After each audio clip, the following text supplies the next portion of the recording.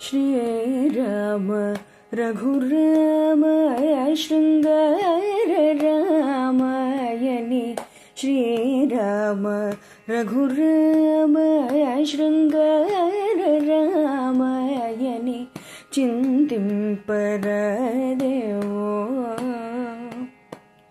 मनस श्रीराम रघुराम शृंगार रामायणे चिंतिंपरादेवो मनस. శ్రీ శ్రవణ ఛానల్కి శ్రోతలందరికీ కూడాను మరొకసారి స్వాగతం. ఈరోజు మనం విన్న ఈ కీర్తన ఎదుకుల కాంబోజి రాగంలో ఉన్నటువంటి కీర్తన. ఇది త్యాగరాజస్వామి వారి కీర్తన అన్నమాట. పావని చాలా చక్కగా పాడి వినిపించారు. అమ్మాయికి మరొకసారి అనేక ఆశీస్సులు తెలియజేస్తూ మనం కథలోకి ఎంటర్ అయిపోతే గనక ఇందులో మనకి నిన్న ఈ పరమాత్మ చైతన్యాన్ని మనం ఏ విధంగా పరమాత్మ తత్వానికి కారణం కానీ కార్యత్వం కానీ ఏమీ లేవు, అది శుద్ధ చైతన్యమే అంటూ చెప్పుకున్న తర్వాత ఆయన ఈరోజు ఏం చెప్పబోతున్నారు, ముముక్షుల కర్తవ్యం ఎలా ఉంటుంది అన్నది చెప్పబోతున్నారనమాట. విచారయాచార్య పరంపరాణం మతేన సత్యేన సితేన తావత్ యావద్విశుద్ధం స్వయమేవ బుద్ధ్యా హ్యనూనరూపం పరమభ్యుపైషి అన్నారు. ఇది మనకి 19వ సర్గలో 35వ శ్లోకం అన్నమాట. రామ, నువ్వు మంచి పురుష ప్రయత్నాన్ని ఆశ్రయించాలి. గురు పరంపర వరకు సమ్మతమైన పరిశుద్ధమైన సత్య మార్గంలో విచారణ కొనసాగించాలి. ఎప్పటిదాకా అంటే ఏ అవధులు లేని శుద్ధ బ్రహ్మతత్వాన్ని నీ బుద్ధితో నువ్వే ఎప్పుడు సాక్షాత్కరింప చేసుకోగలుగుతావో అప్పటిదాకా నీ విచారం కొనసాగించు అంటూ ఆయనకు చెప్పారన్నమాట. చెప్పి ఆయన ఏం చెప్తున్నారు, ఇప్పటివరకు ఆయన ఏం చెప్పారు మనకి, తన బోధనా ప్రణాళికలో తాను చెప్పబోయే సిద్ధాంతంలోని ప్రధాన భాగాన్ని చెప్పారు. అలాంటి ఉత్తమ జ్ఞానం కల సద్గురువుల్ని గుర్తించు అని చెప్పదలుచుకున్నాడు ఆయన. ఎందుకంటే గురు పరంపరకు సమ్మతమైన విచారాన్ని కొనసాగించాలని చెప్పారు కదా పైన శ్లోకంలో. అంతేకాకుండా గురు పరంపర ద్వారా జ్ఞానాన్ని ఎలా అందుకోవాలో ఆ విధానాన్ని కూడా ఆయన బోధించి చెప్పదలుచుకున్నారన్నమాట. దానికోసమే మనకి ఈ 20వ సర్గలో సద్గురువుల యొక్క శమదమాది సదాచార లక్షణాలన్నీ వివరించడానికి ఆయన ఉపక్రమించారు. రామ, మనిషికి ఆత్మతత్వ జ్ఞానం వృద్ధి పొందాలి అంటే 2 ముఖ్య మార్గాలున్నాయి. ఒకటి ఆర్య సంగమము, 2 శాస్త్రయుక్తి. ఇవి కాకుండా మనకి శమ దమాదులను కూడా సంపాదించుకోవాలి మనం.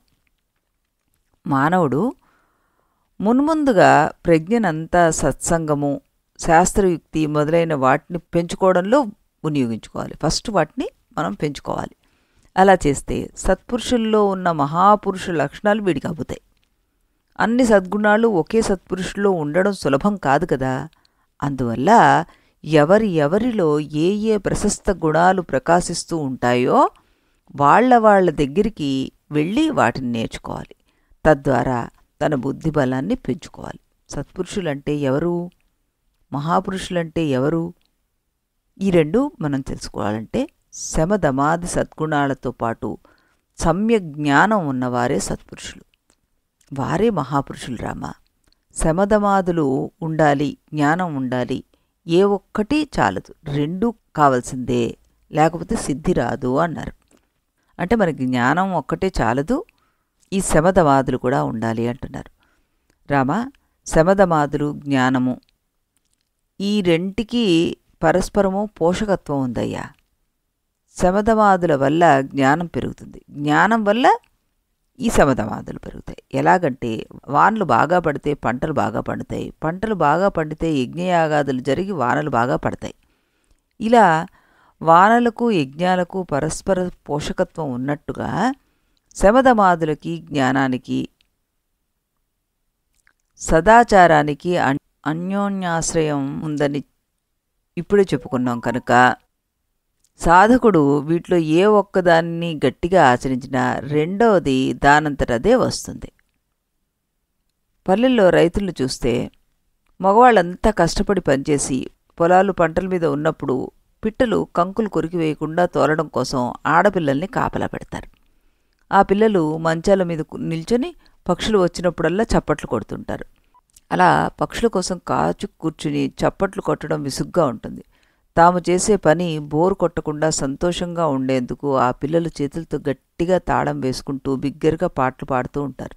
దానివల్ల ఒక పక్క పిట్టలను తోలినట్లు అవుతుంది, మరో పక్కన సంగీత సాధన చేసినట్లు అవుతుంది.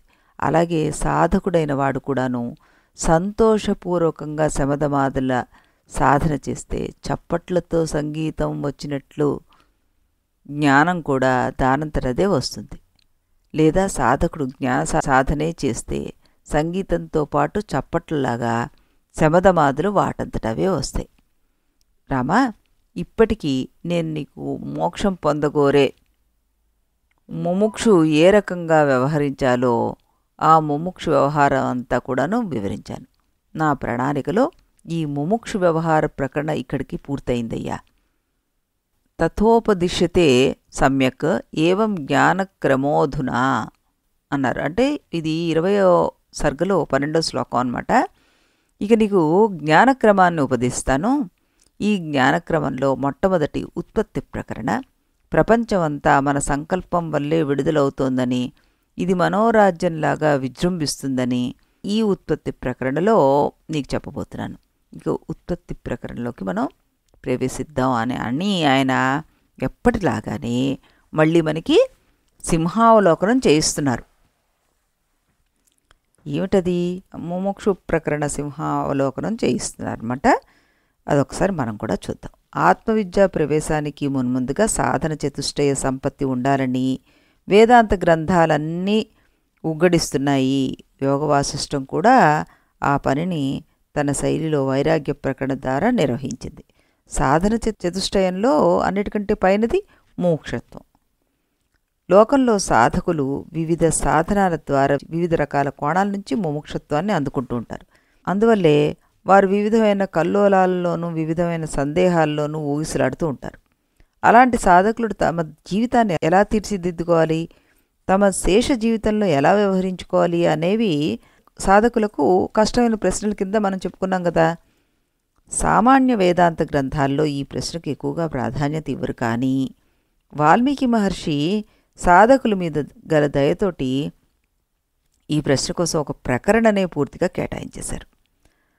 సాధనా మార్గ వైవిధ్య ప్రదర్శన కోసమే ఈ ప్రకరణని వాల్మీకి మహర్షి సుఖ వ్యాస సుఖ జనక వీళ్ళ సంవాదాలతోటి మనకి సారాంశం ఏమిచ్చారు?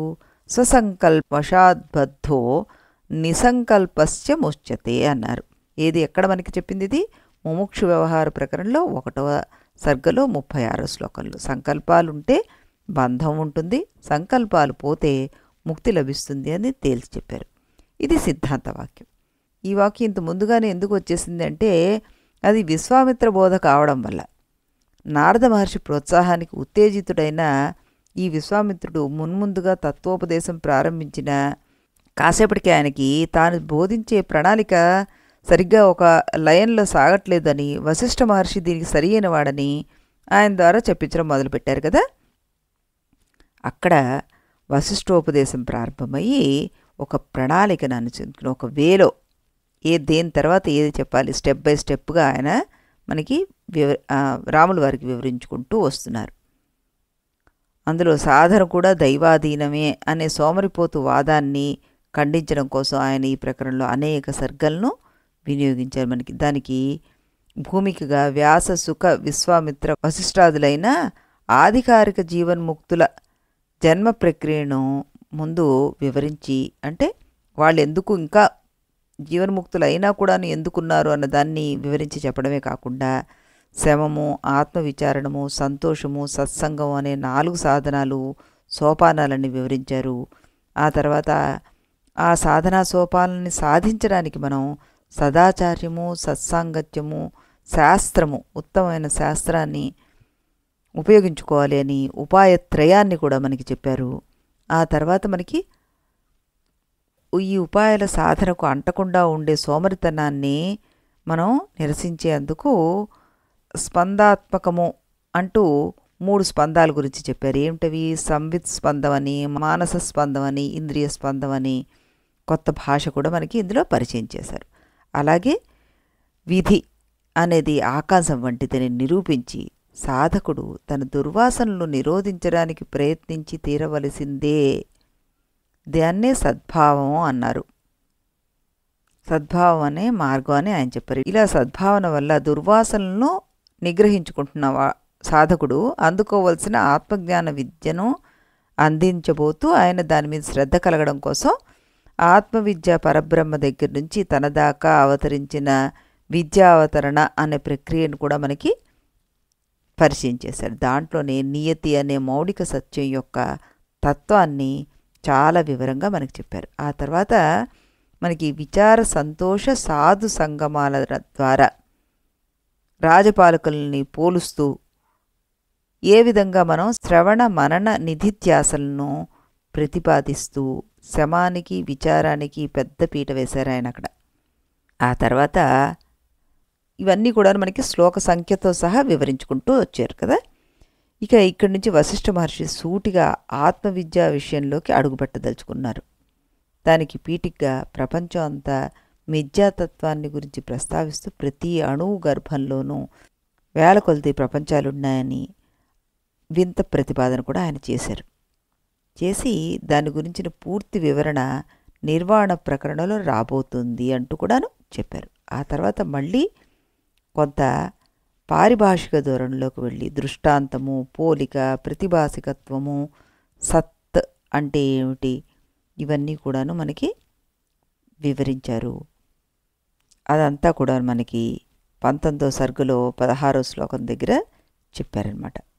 అక్కడ మరో నూతన ప్రతిపాదన కూడా చేశారు. అది దాన్నే ప్రత్యక్షం అంటే ఏమిటి అన్నది ప్రత్యేకంగా మనకి వివరించి చెప్పారు. ఏది? జీవుడు,